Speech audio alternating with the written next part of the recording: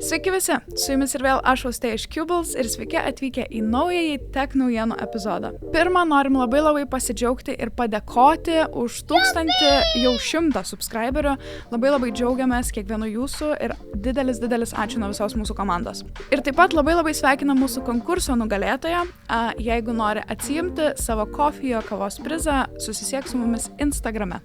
O dabar keliaujam tiesiai į žinias. Šiandien turim specialų naujienų epizodą dedikuotą Computex renginiui, kuris praeitą savaitę vyko Taivane. Pradėkim nuo to, kad NZXT pristatė visiškai atnaujintą H7 Flow dėžės korpusą. Buvo išlaikyta mid-tower forma, bet viskas viduje buvo perkomplektuota tam, kad būtų užtikrintas maksimalus oro srautas. Apačioje montuojami 3 120 mm ventiliatoriai ir palaikomas 420 mm radiatorius priekyje ir 360 mm viršuje. Maitinimo blokas tvirtinasi vertikaliai, taip sumažindamas laidų betvarkę. Jie taip pat pristatė naujosius NZXT F serijos RGB Core Single Frame ventiliatorius, kur yra tiesiog 3 ventiliatoriai sujungti viename korpuse. Aišku, dėl sujungimo ir valdymo patogumo klausimų net nekyla. Vienas laidas, 4 varžtai ir vienas rėmelis. Viskas. NZXT atnaujino ir savo pavienius F serijos ventiliatorius, kad viskas būtų dar labiau sukoncentruota į išskirtinį dizainą ir našumą, bei pristatė naujus, tylesnius ir labiau optimizuotus C serijos auksinius ir platininius ATX 3.1 maitinimo blokus.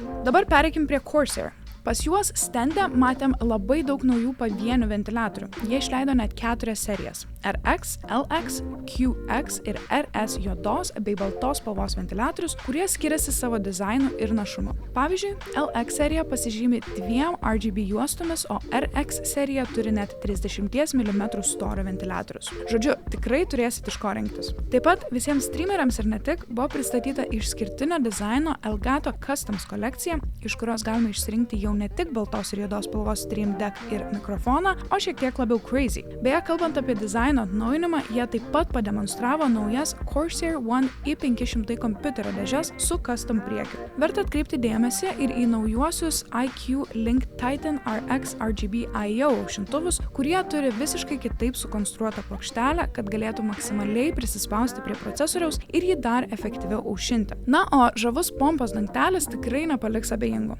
Ir nepamirškime Corsair maitinimo blokų, kurie jau ir taip buvo mažyčiai, o dabar dar mažesni. Tad, jei norite labai mažo kompiuterio su galingu maitinimo bloku, SF850 ir SF1000 modeliai bus puikus pasirinkimas. Asus toliau stebina savo motininių plokščių išmanumu. Parodoje jie pristatė naujos kartos ROG Maximus Hero BTF motininę plokštę, kuri pritaikyta Intel procesoriams. Jos pagrindiniai selling points yra visos jungtis gale, kad nebūtų nei vieno laido priekyje, didelės galios vaizdo plokštės jungtis, puikiai atlaikanti CAM9 modelius ir spėjama, kad paruošta naujoms PAM8 ir PAM9 vaizdo plokštėms ir žinoma PCIe Slot Q Release Slim sistema. Ji leidžia dar lengviau išimti vaizdo plokštę be jokio mygtuko paspaudimo ar sudėtingo išmontavimo. Tačiau AMD procesorių mėgėjai nebuvo palikti nuošalyje, nes Asus pristatė X870 motininę plokštę ir jiems. Čia jau visai kito kalibro motininė, kuri palaiko net kelias vaizdo plokštės vienu metu. Asus taip pat neatsilieka ir aušintuvų gamyboje.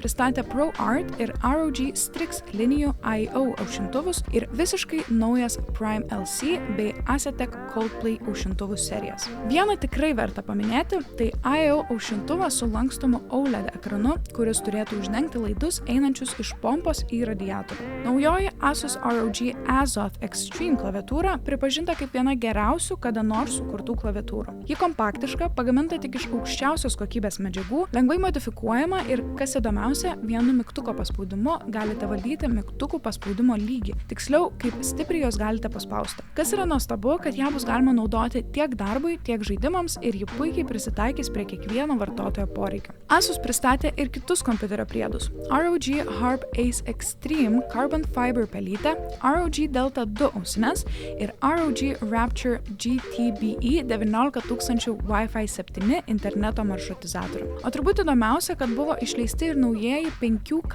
ir 8K monitoriai skirti kūrėjams. Taip, tai ProArt linijos monitoriai su neįtikėtinu spalvų sodrumu ir ryškumu, automatiniu kalibravimu ir integruota Lux Pixel technologija technologiją, kuri apima anti-glare ir low reflection funkcijas, užtikrinančias dar ryškesnes detales ir malonesnį žiūrėjimą į ekraną. Ar jie ką tik nustatė naują monitorių standartą? Įmonė G.Skill pademonstravo naujus DDR5 įspūdingo našumo ramus, kurie perduoda duomenis 10,600 MHz per sekundę greičiu. Ir toks greitis buvo išgautas su AMD Ryzen 8500G APU procesoriumi ir Asus ROG Crosshair X670E Gen motininė plokštė. Taip pat testuodami ramus su Intel Core i9 14 kartos ir Asus ROG Maximus Z790 Apex N-Core motininė plokštė pasiekė itin aukštą našumą su labai maža delsa. Ar bent galite įsivaizduoti, kaip tai beprotiška? Taip pat labai įdomu, kad G.Skill pristatė ir visiškai naujo dizaino Project Alpha kompiuterio dėžes, kurios dėl savo įdomios, tarsi ant kojelių esančios konstrukcijos atrodo tarsi maži nameliai. Dėžėje telpa 9 G.Skill G351 ventiliatoriai ir 11 M5 Vision ventiliatorių. O dabar pereikim prie Lian Li.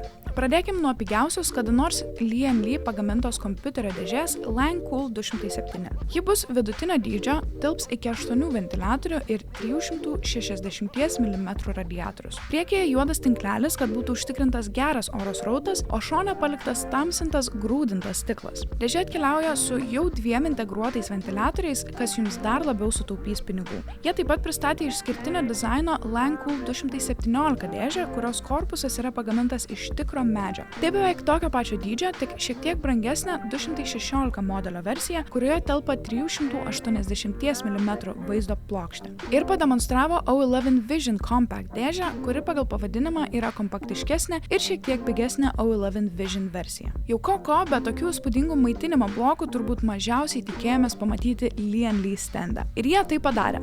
Renginyje pristatė Lian Li Edge Series maitinimo blokus, kurie montuojasi vertikaliai, o jų jungtys yra išsikišusios į šoną. Tai bus galima dar lengviau prijungti visus laidus ir kartu atsiranda papildomai vietos 4 prievadų USB šokutuvui, taip išplečiant jūsų motininės plokštės jungčių skaičių. Jos galima bus įsigyti juodos ir baltos spalvos. O pikantiškiausia ir turbūt įdomiausia naujovė – Streamer Plus V3 Wireless sistema. Lian Li išleido jungtuką, kuris leidžia maitinimo laidą prijungti prie RGB valdymo bloko be jokio laido. Tai žinoma sumažina ir laidų netvarką kompiuterio dėžėje, bet ir palieka šiek tiek be žado. Ar ateityje galime tikėtis, kad ir kompiuteriai veiks be laido?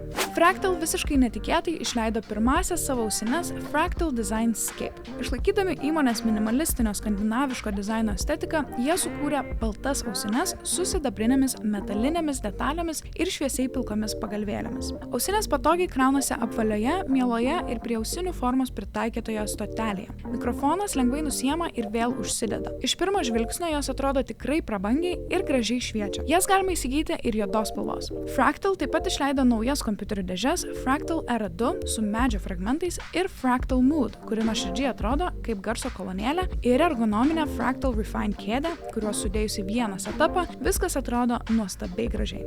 Įvertinkit patys. AMD pristatė naujus 9000 serijos procesorius, kurie turėtų apdoroti net 16% daugiau duomenų per tą patį laiką kaip 7000 serija. Patobulinto X870 mikroschemų rinkinio kūrimui naudojamas naujas silicis, kuris iškart pagerino PCIe 5.0 ir USB 4 palaikymą. Nors taktinis dažnis išliko panašus, buvo ženkliai pagerintas šilumos paskirstymas ir tuo pačiu sumažintas energijos suvartojimas. Tai reiškia, kad naujos 9000 serijos AMD procesoriai bus dar greitesni ir žymiai efektyvesni nei praeita serija. Tačiau AMD nepamiršo ir visų naudojančių AM4 platformą. Jie išleidžia naujus ir nebrangius atnaujintus Ryzen 5000 XT serijos procesorius. Ryzen 9 5900 XT ir Ryzen 7 5800 XT.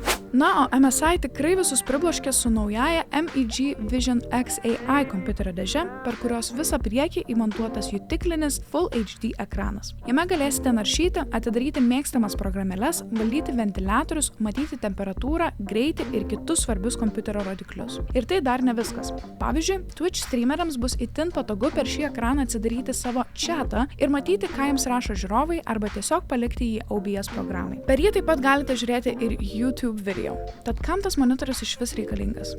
Ir žinoma, negalim nepakalbėti apie pirmadienį pristatytas Apple naujienas. Tikrai įspūdingos prezentacijos metu buvo parodytos naujos funkcijos integruotos į skirtingų Apple prietaisų operacinės sistemas.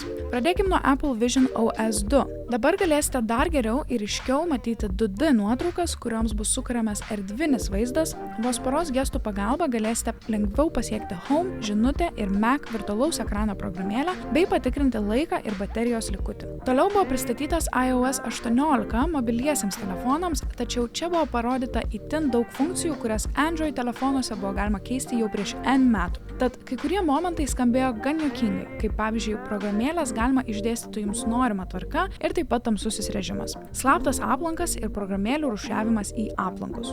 Gal porą fainų funkcijų, kurias bus galima nuo šiol turėti iPhone telefonuose, yra programėlių išvaizdos ir spalvos keitimas, bei bet kokio emoji uždėjimas, kai greitai 2 kartus paspaudžiate ant žinutės. Ir žinučių kaip kokių elektroninių laiškų planavimas kitai dienai.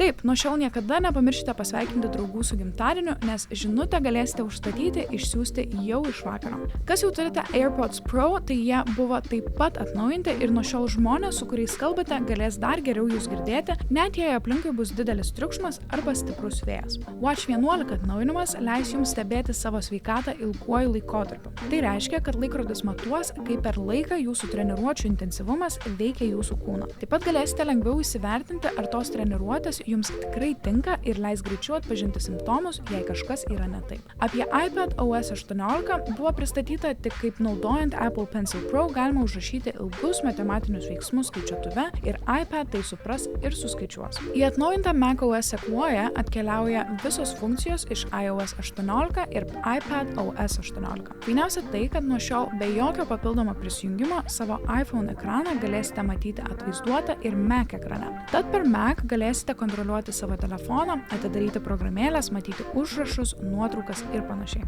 O įdomiausia visame pristatyme tai Apple Intelligence ir Siri atnaujinimai. Nors visiems jau bloga nuo to dirbtinio intelekto, bet naujos funkcijos iš tiesų telefonuose ir Mac atrodys nuostabiai. Pavyzdžiui, jei esate per daug triukšmingoje vietoje arba jums nepatogu garsiai kalbėti su Siri, užteks paprastai linktelėti galvą. Nuo šiol Siri galės tikrai geriau suprasti, ką jai sakote, turėsite laiko pasitaisyti, jei suklydote kažką sakydami, ir Siri atsimins kontekstą bei pagal tai atliks jums reikalingus dalykus, pavyzdžiui, pažymės svarbias dienas kalendoriuje arba parašys laišką iš jūsų užrašų santrupos. Siri taip pat galės kopijuoti ir pagražinti nuotraukas, kaip tik jums norisi. Apple Intelligence dėka telefonas pats nuspręs, kurios programėlės pranešimai jūs vargina ir blaško bei juos užblokuos, bet tuo pačiu primins jums, jei artėja kažkas ypatingo, pavyzdžiui, renginys arba vizitas pas daktarą. Ir jei prisimenat, minėjom, kad Apple planuoja įsigyti ChatGPT. Tai jis nepakeis Siri, kaip mes pradžiai galvojame, bet atkeliauja kaip Siri papildinys.